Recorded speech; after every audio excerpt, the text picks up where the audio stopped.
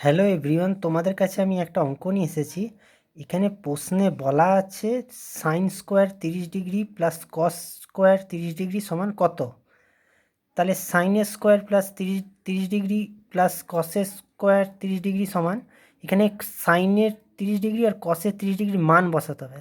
তাহলে সাইনেরটা আমরা জানি 1/2 তার হোল স্কোয়ার প্লাস √3/2 তার হোল স্কোয়ার, এটা সাইন আর কসের মান।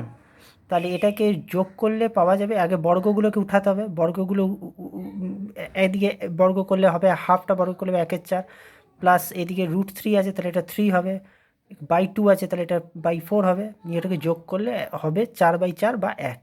এটাই হচ্ছে অ্যান্সার। ভিডিওটি শেয়ার করবে, লাইক করবে আর চ্যানেলটিকে সাবস্ক্রাইব করবে। Thank you.